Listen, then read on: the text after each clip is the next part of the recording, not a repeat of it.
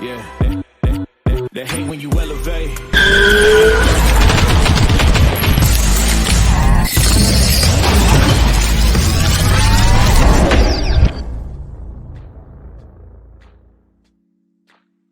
ATP, what it do? It's your boy Clay More Rain back at you guys with another one. Salute to all my subscribers. Appreciate you guys. You guys are the best, man. If this is the first time tapping into the content, I'm going to invite you to go ahead and subscribe to the channel right down there. Hit your bell icons as well, obviously, so you are getting alerts when this content is dropping. So, man, you guys know the weekends is complicated for me. I'm a working man, and the weekends is when I do my working thing.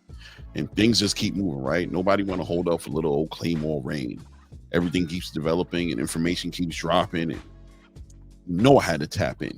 You know I got to tap into the algorithm and give my little 2 cents, my little perspective on what's going on in the space right now.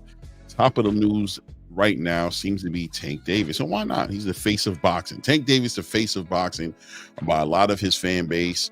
A lot of boxing fans feel like that's what he represents. And as a face of boxing, you guys know, I won't go into the whole spiel. The face of boxing has all kinds of responsibilities and is held accountable to fight the best in the game. And of course, to go ahead and make the offers and put the fights together and do those things. And as of late, his fight that he did decide that he was going to put on was going to be Lamont Roach, bringing up 130-pound WBA champion in Lamont Roach up to 135 pounds to challenge Tank Davis for his lightweight WBA championship belt. Well, the boxing space didn't necessarily grab that and hug that and hold that close to their bosom and say, thank you, Tank, for giving us such a great fight. As a matter of fact, a big, huge, massive pushback by the social media space, by the boxing space, expecting more from Tank Davis, saying, where are the big fights? Where are the big fights? And of course, Tank Davis supposedly on the beginning of a $200 to $240 million guarantee deal ever since the PBC went ahead and merged with Amazon Prime. Or is that the deal? And that's what we have to talk about, right? And we're going to speculate, because at the end of the day, what else can we do? We're not privy to the information. We're not there in those meetings. We don't know what's going on. But, you know, math is math, and we can put some things together. We do have access to some information. Of course, at the end of the day, we can completely be wrong and fall flat on our face and be narrative pushers, and our speculation could align with truth. Lies being told by us, right? Pushing out false narratives about what's going on. Or we could just have a little bit of innocent fun and do what we love to do and what I love to do, which is talk about this boxing. And when we're not getting the boxing, we're going to be talking about why we're not getting the boxing, right? If we're not getting the fights, we're going to talk about why do we think we're not getting the fights. Now, Rick Glazer came out on Twitter a few days ago. You guys know already, as I told you, I'm late to the game, right? I've been hearing, but I haven't had the opportunity to build with the community. But Rick Glazer did come out and communicate a few days ago saying that the fight on December 14th, and not just Rick Glazer, but Rick Glazer specifically said the fight on December 14th looked like it might be getting pushed out, right? Or at least canceled, not happening in Houston between Lamont Roach and Tank Davis. Issues of supposed money issues where Tank Davis is asking for a guarantee that makes sense for him for the status he's at right now, and that they offered him something very low, something in the realm of close to $3 million. This is what the rumor is, right? And Tank Davis obviously feeling like he deserves more, and people would argue that he does deserve more. Does he deserve more for this particular fight? Well, look, that's not our decision to make, right? The people who cut the check would make that decision. If they feel like they want to offer him $3 million, and they don't want to offer him north of $15 million for the fight, then maybe the fight isn't worth it, right? And what goes into calculating the value of giving some kind of guarantee like that? Well, it'll be the magnitude of the fight, right? How much is the fight going to sell? The pay-per-view going to sell? Is the building going to fill up? Merch is going to sell? What are we going to get return on investment to give you a guarantee that we're going to get this minimum amount no matter what? And of course, whoever's paying that money out, taking the risk that guarantee is not made and that they're losing money paying Tank Davis the top shelf money that he well deserves. Now, listen, guys, I stated this like about early last week, maybe even the week before, and you already know how it is. We have detractors and we have people that we can call haters in the game who are looking for words for your boy Rain to say so that they can hold it against him. And it's okay, man, right? That's part of the game. I'm glad they're listening. I'm glad at least they're listening, right? That it's worse to be speaking on deaf ears. At least they're hearing me. But I did speak on the fact that today's boxing space is different than boxing space of years ago, decades ago, before streaming platforms were there and people were able to steal pay-per-views the way they steal pay-per-views. Boxers were able to give events, and if you wanted to watch the event, you had to pay for the pay-per-view. But today's it's just a different day. A lot of these fans are not buying pay-per-views. And listen, if you're going to put something out there and the pay-per-view numbers need to make sense, you need to make a profit, then the magnitude of fight is going to make the biggest difference. And it looks like the powers that be had their ears open to the social media space, to the content creators like myself and other content creators out there who are building and giving their opinions on the value of this fight and how interested they are seeing the fight. And it looked like most content creators at this point who are being unbiased, we're being honest to say, listen, we know who's going to win that fight, right? What makes a fight interesting if it's not the competitive nature of the fight? If you truly don't believe that the fight is going to be competitive, if you know how the fight's going to go, well, how much motivation do you have to go and spend anywhere from $70 to $90 for a pay-per-view? Now, I mean, in essence, we all would love to see Tank fight. We'd all be watching Tank fight, but will we all be paying for the pay-per-view to watch Tank fight Lamont Roach? And respect to Lamont Roach, you know, it's hard to have these kind of conversations and not look like you're putting down a Lamont Roach, but just giving him his accolades where he's earned his accolades at 130 pounds, not 135 pounds, right? Knowing that Tank Davis punches like a damn middleweight, right? Lamont Roach doesn't have a high knockout ratio at 130, and some would argue is not even the best 130-pound fighter down there, you know, or the 130-pound champion down there. Some people would put Emmanuel Navarrete over him, right? Or some people might even put a Robertson Casasiao, or obviously an Oshaki Foster, who's going to be rematching Casasiao in the coming days for that WBC title. So, I mean, the space is a space. People understand what they want to see, and when they're not getting what they want to see, at some point the force feeding boxing and charging top dollar does fade away. The intrigue of it does kind of go away. Now, there's also a whole nother conversation going on about venues, which is something that Dan Raphael, a respected journalist, said that he's hearing from his connections that there's venue issues, that the venue in Houston, Texas, where the PBC was looking to put and stage this event has been compromised. Maybe the PBC dropped the ball some kind of way. Certain papers weren't signed, certain things weren't finalized, and that this has gotten in the way of the event happening because of a venue issue. Now, look, I'm gonna be honest with you guys, right? Tank Davis is a big deal. You know, Tank Davis is coming to your city to perform in your venue. And, you know, I don't know too many things that are, you know, I can't see or picture them having a hard time getting a venue together in Texas, being especially that they've announced it that it was going to happen in Texas. You would think that these things were ironed out already. These guys are billion-dollar business companies that are negotiating huge deals. You would think that something like this would be something that was ironed out already, that just couldn't get messed up by something not being done by accident. But look, it's human nature, right? And as long as the human factor is involved in anything, you know, right, you have to factor in the potential errors that can happen because of human nature. So either way, venue, money guaranteed, and you compound that with PBC's year of fighting that's very, very inactive, right? A lot of fighters just haven't been active. I mean, where are the Charlo brothers, right? Where's Errol Spence at? You know, Errol Spence supposedly up and down with the Sebastian Fundora fight, was supposedly have confirmed that he's supposed to be fighting Sebastian Fundora. This fight's supposedly supposed to be sometime in January. Rumors in the background as people are talking in the background and things are going on, saying that this fight looks like it might be getting pushed out till March. I mean, to me, it makes sense when you think about the fact that even right now, if Tank Davis's event, December 14th, were to be pushed out, let's say into January, supposedly the PBC is supposed to be facilitating a fight between David Benavidez and David Morrell, with an undercard already ironed out of Raul Venezuela versus Isaac Pitbull Cruz as a co-main event. And this should probably be a pay-per-view. Would PBC put two pay-per-views on in the same month? Rumors going around that Tank Davis may go on the undercard of David Benavidez and David Morrell. Huh? Can you guys picture Tank Davis being on anybody's undercard? And what kind of guaranteed pay and what kind of money is the PBC willing to shell out to have all those huge stars on the same card?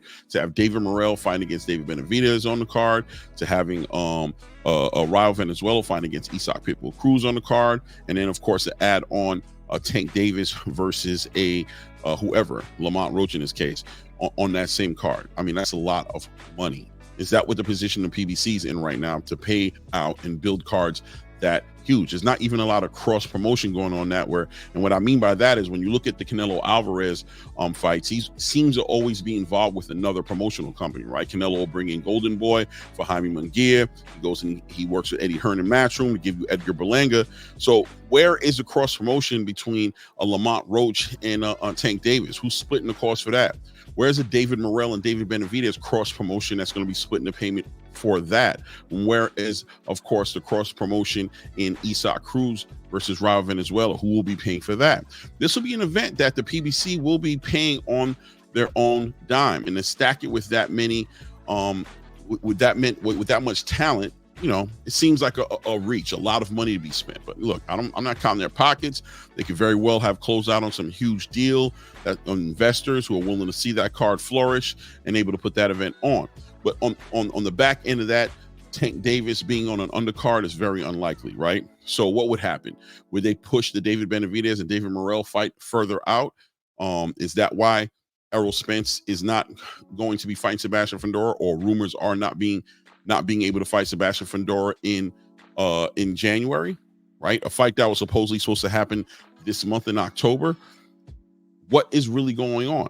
And as far as guarantees are concerned, Canelo Alvarez has made it very clear that he needs to be guaranteed. He wants guaranteed gates. He wants guaranteed money. This is what the PBC wants to do with the Canelo Alvarez, because at the end of the day, he's a big enough star. He brings a country with him, right? This is the face of boxing.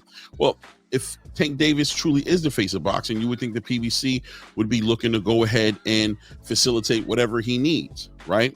And what is the bottom line? What is the final story on Tank Davis's $200 to $240 million Amazon Prime PBC deal that was supposedly locked in for him?